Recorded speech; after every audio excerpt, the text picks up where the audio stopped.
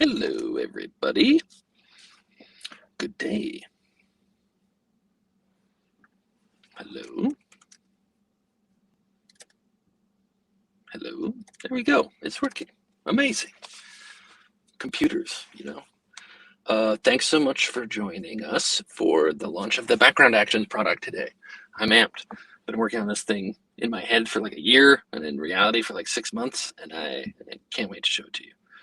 I'm just going to give a couple minutes for folks to come on in, but let me share my screen here and we can get into it. That's the right one. You have to forgive my amateurish slide making. Just maybe before we go for it, is the audio okay? Is the size okay? Can you see? Let me know in the chat. I'll be watching.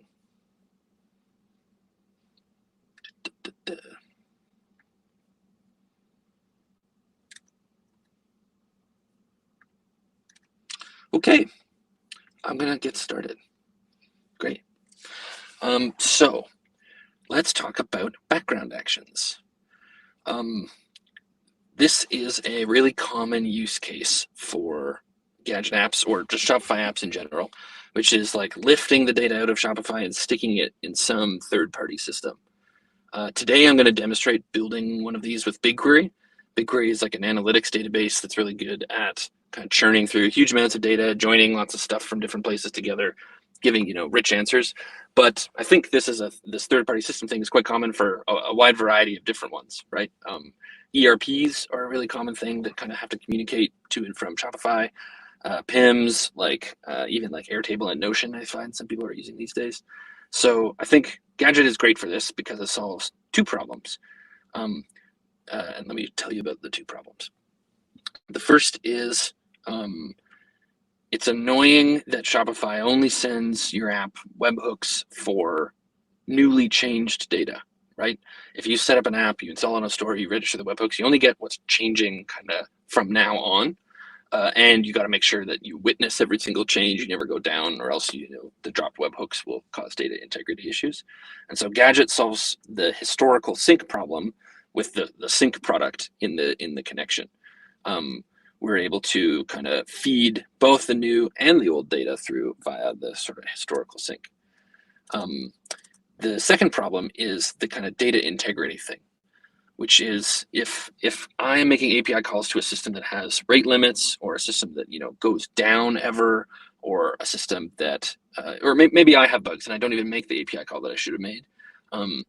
With a webhook, just if you do a one-to-one mapping from webhook to API call, you can just drop the data, right? That the BigQuery order count can be slightly different than the Shopify order count, and that's really annoying, especially I think in a kind of your business is this sort of software world like e-commerce, where the dollars and cents mean real products moving through the world. Like the data integrity starts to matter when you get into the money. So what background actions is for is solving this problem, among many others. Here's what it looks like. Instead of I receive a webhook and I make one call, we're going to put the units of work we want to do into a queue. And what the queue allows us to do is to kind of batch them up and say, okay, we're only going to do as many as we want right now. But if something fails, we're going to retry it. We're going to take it off the top of the queue, try it. If it fails, we're going to stick it back on the back end of the queue, kind of try it over and over again. And this is like a really common pattern, right? Gadget didn't invent this. There's lots of different sort of queuing tools out in the world. But what's really nice about background actions is it's a one-line change in order to invoke something that was in the foreground in the background. And all the coordination, all the kind of queue persistence, all the worker scaling, all that stuff is just handled by Gadget. And so it feels very similar to invoking something, say, in the foreground, to just kick it off in the background, and you get this sort of resiliency, retry, nice behavior for free. So the why is this reliability for retries. I want to make sure that if I hit a rate limit error, my job or my action tries again later when there's probably more rate limit available, and the data eventually makes it to BigQuery or your third-party system. The second big reason is observability, right? That when we have this queue that's kind of storing all the different stuff that we want to do, the history of what we've done so far, we're able to kind of like look at it and be like, 3 things failed yesterday. What were the error messages? That's weird. I'm going to tell them all to rerun, or I'm going to cancel them. Or like, let's say you have a bug and a bunch of your actions start failing to execute because of a syntax error or something that goes down. All those failures will queue up in the queue, and you can be like, oh, damn, there's 100,000 failures. I'm going to like restart all of them, and the data will again kind of make it to BigQuery eventually, which is great. And then the third thing, which we're going to talk about at the end, is concurrency control, which is if we have a queue, you can imagine it like a lineup for a roller coaster or whatever. We can choose how often the roller coaster comes and picks up new people. We can choose the rate at which the queue drains in order to not overload systems that have rate limits that are restrictive. Great. So let's build a simple application that uses Gadget to forward data from Shopify onwards to a third-party system like BigQuery. I've done a bit of the setup ahead of time here. I have my example data set here.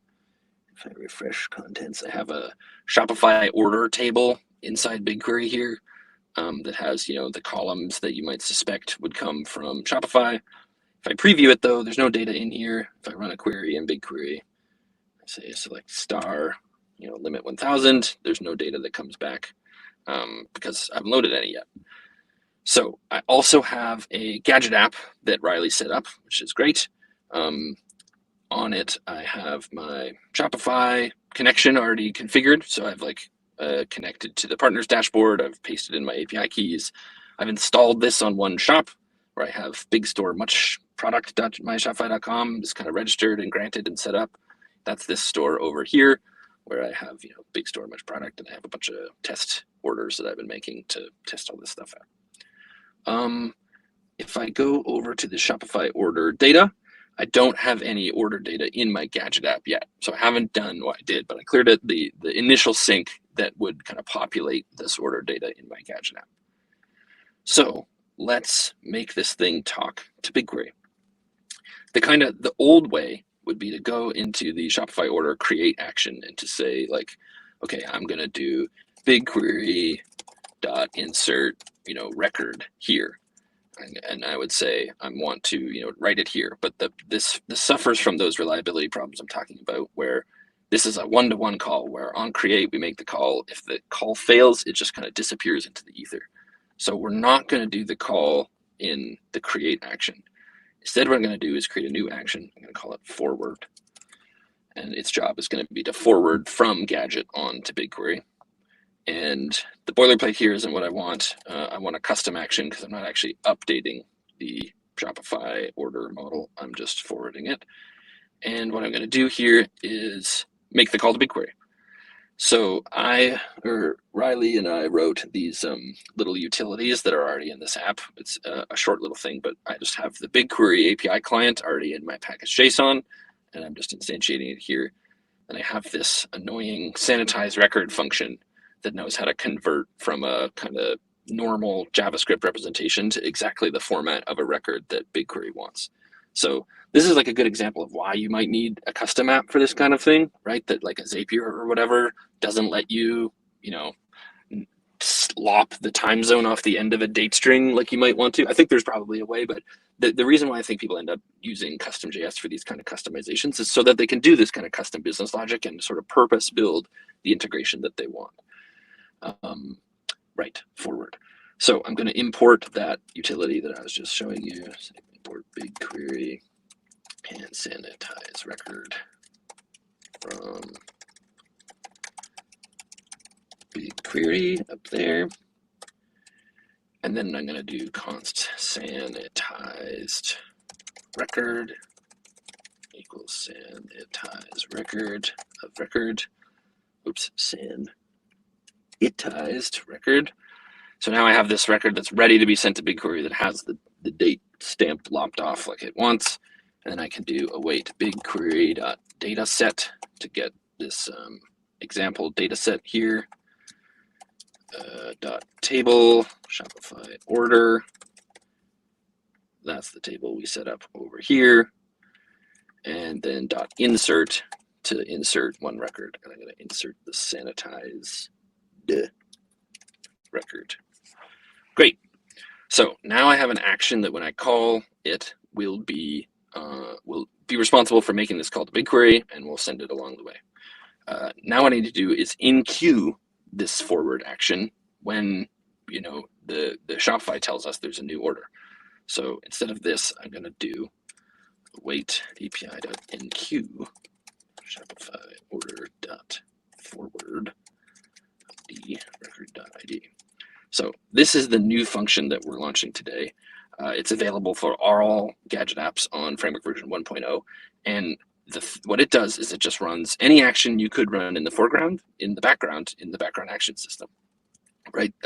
For those unfamiliar with Gadget, a foreground invocation would look like this, where I do like await the actual function.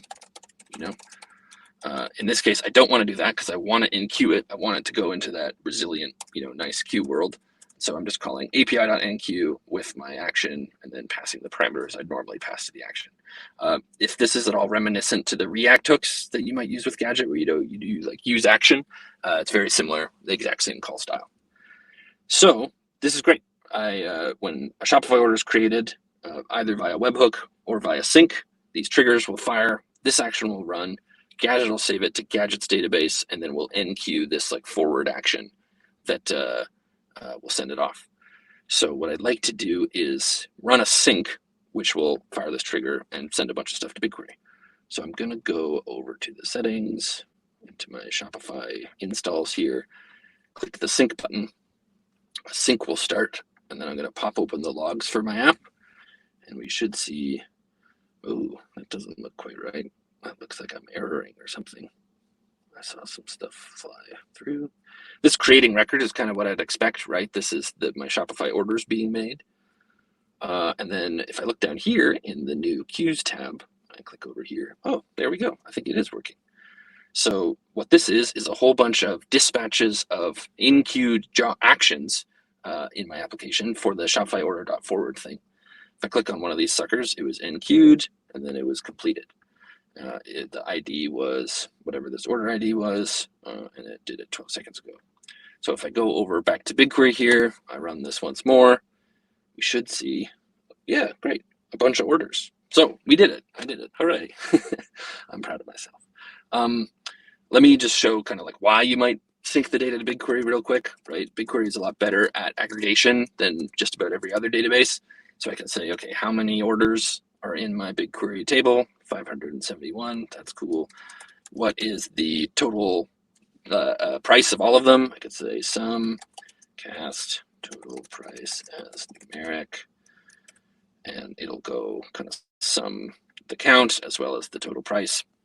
And then what's special about BigQuery is it's like a rich analytics database, right? So we can ask it to do some analytics and say, I want to know what the order volume is by hour of day.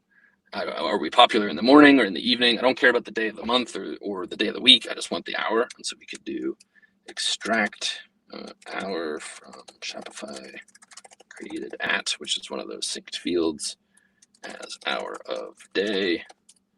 And then I can do a group by hour of day, run this, and we should get, right, the different hours of the day and kind of what the order volume has been at those hours.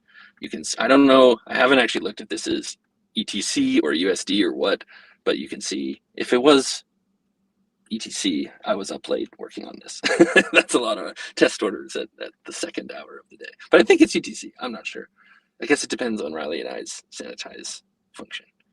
But anyways, great. We're doing kind of analytics, right? It's been all of 17 minutes and it's been mostly me rambling, and we've got the data kind of wired up, sending into BigQuery, doing its thing, and we could, begin the fancy stuff, like say, add in Klaviyo data and start kind of measuring the effectiveness of our funnel, or we could start grouping by discounts and understanding, was a discount profitable or not, etc., etc. Does that make sense? Like any questions or any kind of just understanding issues with all that stuff? Please let me know in the chat if you want me to clarify anything. I'm happy to as we go. Right. So if you have a question, drop it in the chat. I'll answer it as soon as I see it. What I want to talk about real quick before moving on is like what the heck this thing is. This is Gadget's kind of UI on top of our background action coordinator system. So when you enqueue a background action, we stick it in a persistent queue, and we know to try it and retry it. We know to scale up your workers when you have actions to do, and we scale those workers down. We don't charge you for the workers, right? You only pay for the time spent executing the action, just as if it was executed in the foreground. So we're doing the kind of fun serverless thing of scaling up and down in the background. We're being responsive to load, and especially scaling to 0 so that there's no fixed costs over time to running a worker that's sitting doing nothing. There's also no infrastructure to set up, right? Like if I go to gadget.new, I make myself a new app, background action test.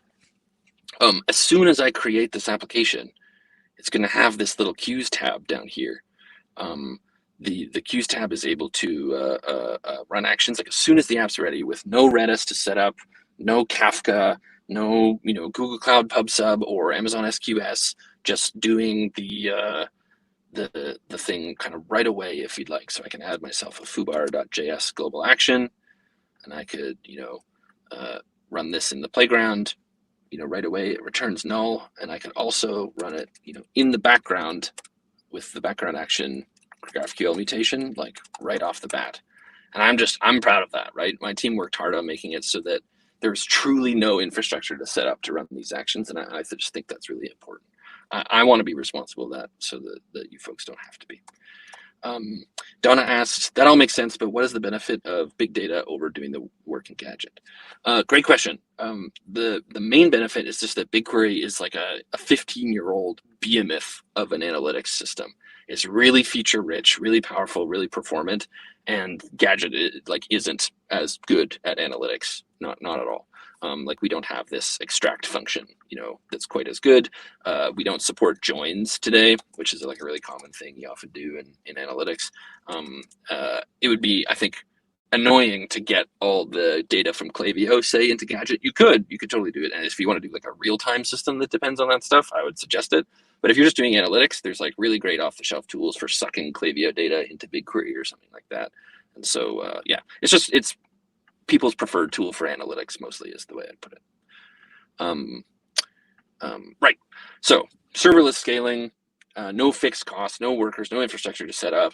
And then the second thing is, like, I really like that this thing shows me errors.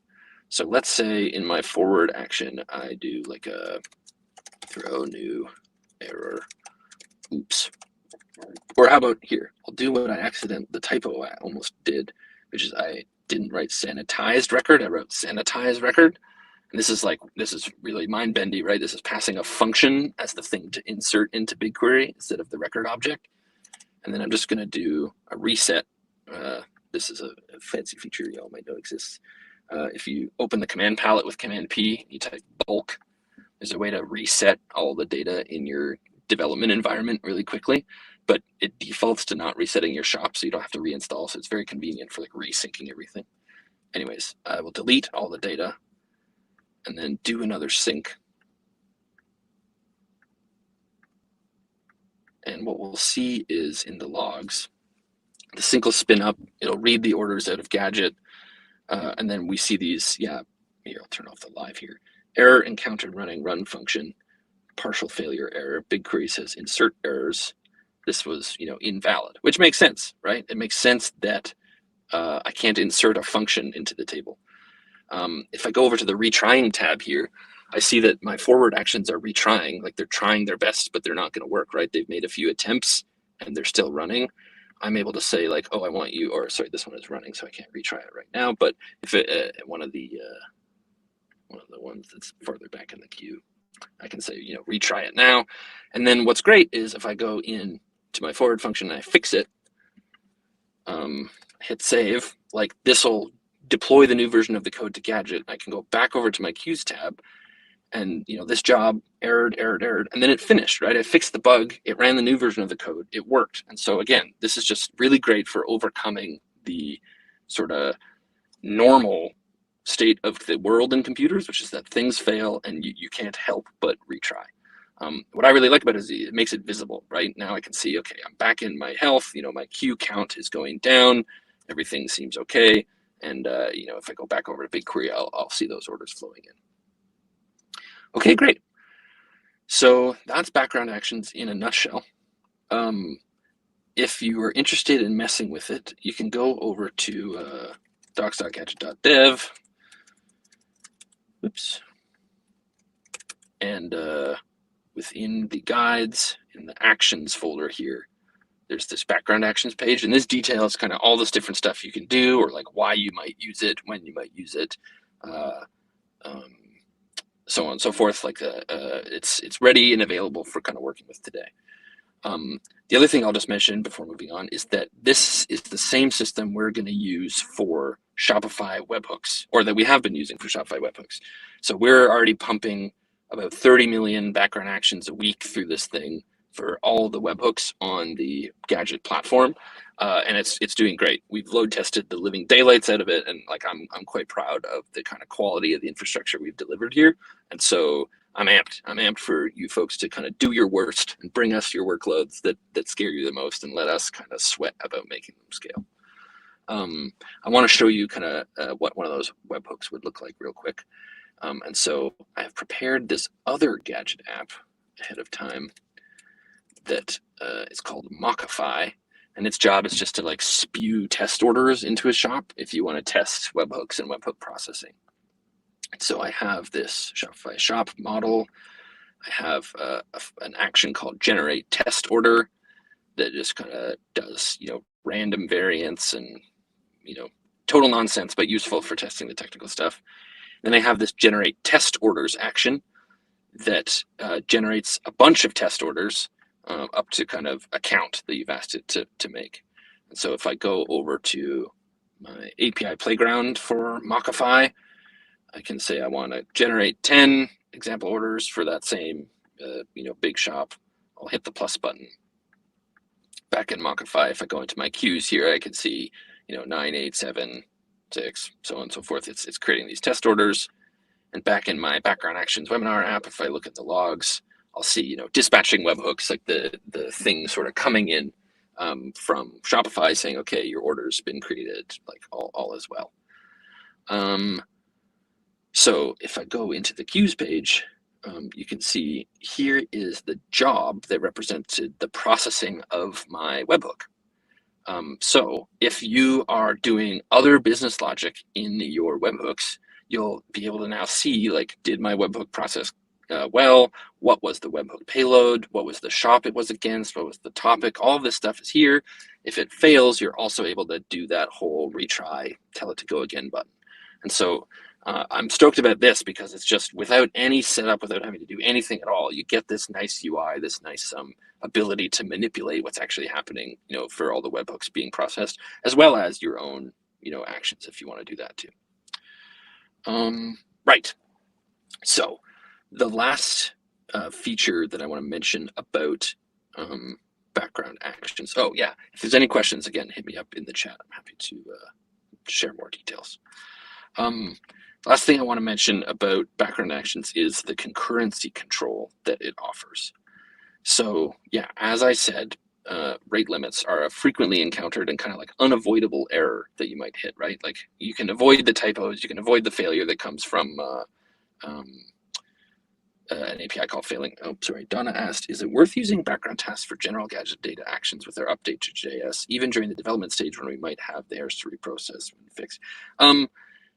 I would say that if you want it to work like that in production, like if you have kind of a workload, or if you have an API call that might fail in prod, it's wise to do the same in development so that you're not kind of going back and forth. If it's annoying, you could do it one way or the other. It's up to you, but I would suggest using the background actions in development as well. And I think the rule shouldn't be development and production. It would just be, can it fail or not? Or do I ever need to retry it? Do I ever need to account for the failure or not? From a pricing standpoint, a background action is the same cost as a foreground action, which is really important to me, right? I don't think it should cost you more money to make it correct or to make it reliable. You still just get charged for the compute time that the action runs, for the kind of coordination overhead of saving the action to the queue, or starting up a worker in the background that's able to kind of execute the action, that's all kind of included in your subscription cost. So I don't think there's a major downside other than maybe it's a teensy bit slower because you kind of in queue to the queue before actually doing the thing.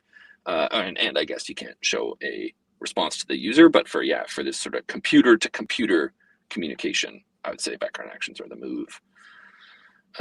Right. So with respect to concurrency control, the great big green bag in the sky demands that we only send them 2 requests a second, kind of at steady state.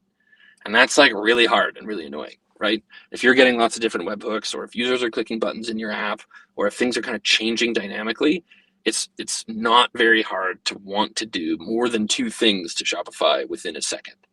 And their rate limiting implementation is robust, right? They 429 like often and hard. If you hit them even too hard, like if you try to do a bulk order import and you make like way too many API calls, they actually just stop responding at a certain point. They call you a DDoS and they just like turn off the packets basically.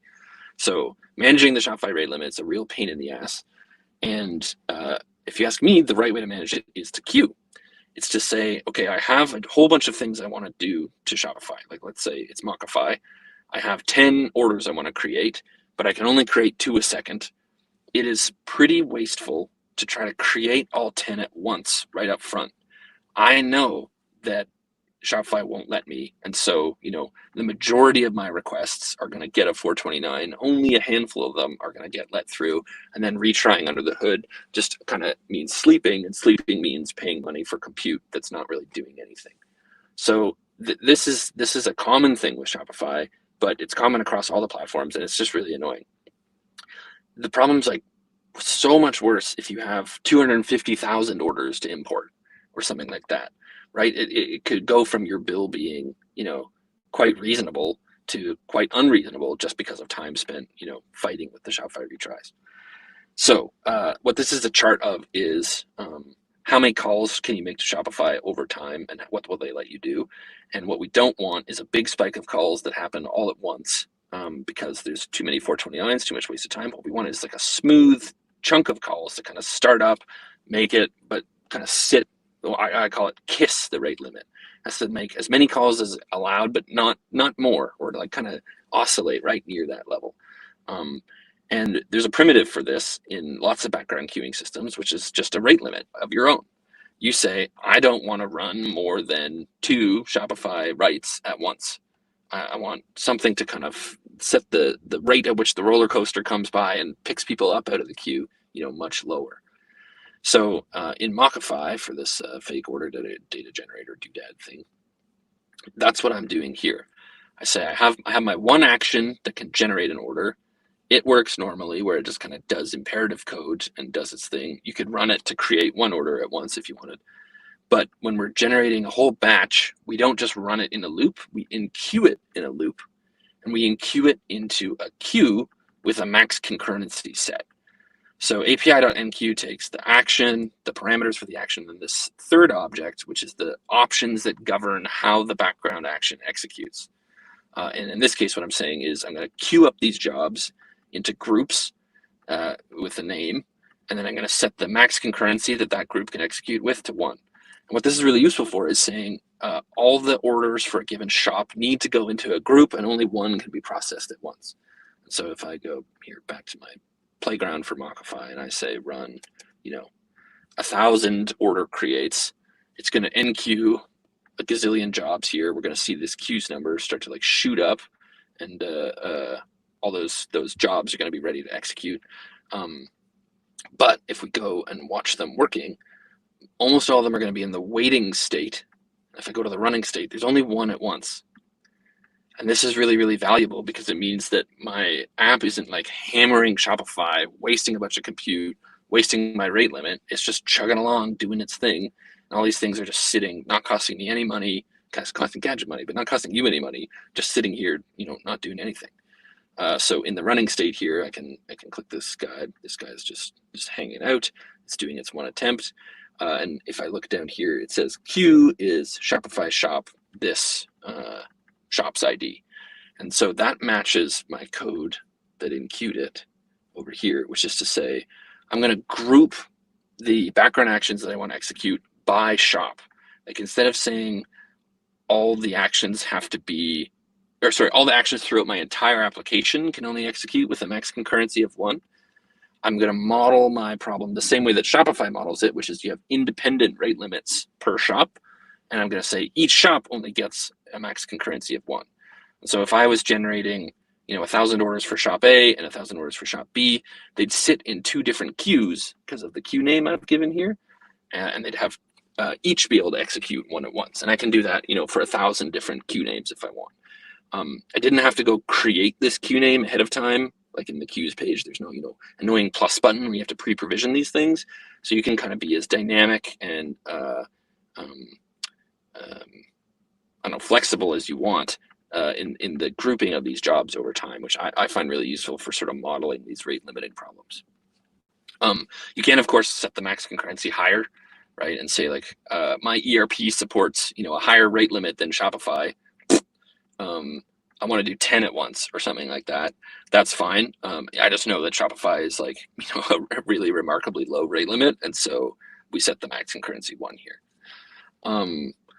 So that's kind of one of the more advanced features of background actions, but I find it super useful when building out these applications to be able to kind of control how hard you hit the system and not, pay more money for jobs that are just going to get a 429. Okay, that is max concurrency. I think that's just about all the stuff I wanted to cover. So if the chat has any questions, I would love to nerd out about the details or share more examples or talk more about the options. But yeah, let me know if you have any questions. Or you too, Riley. Is there anything on your end that you want me to cover?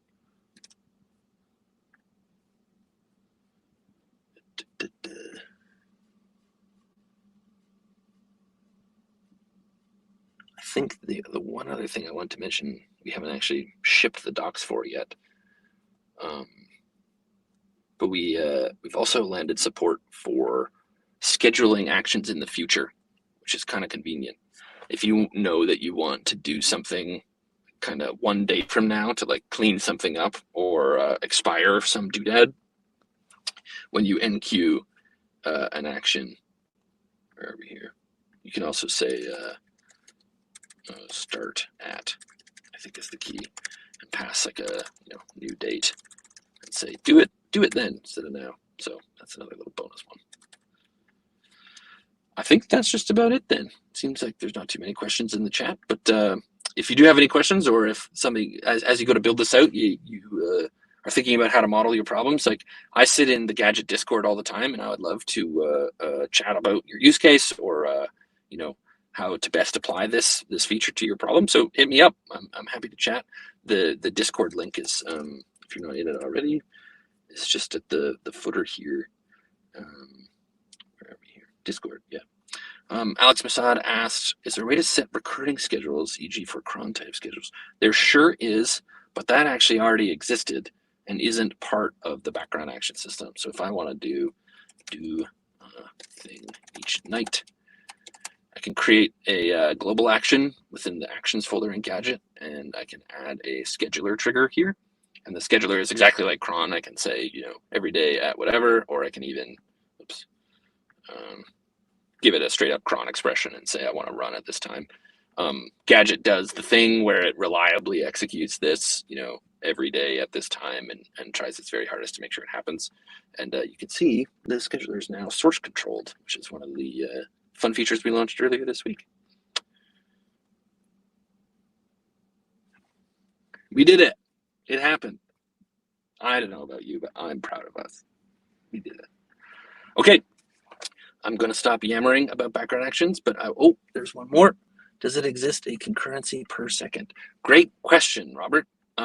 At the moment, no, but it is something we feel we really need to support. So I'm not exactly sure how it's going to work. We've been doing some load testing internally, and I think that's a very natural way to express the rate limit, so that look forward to something like that showing up in the future. Scott says we friggin' did it. We sure did. Scott's one of the engineers who worked on background actions. Yeah. Okay, folks, thanks so much for joining. And yeah, if you have any questions, like please feel free to hit us up in the Discord. I love nerding out about this stuff. Like, let me know what you think. Thanks so much.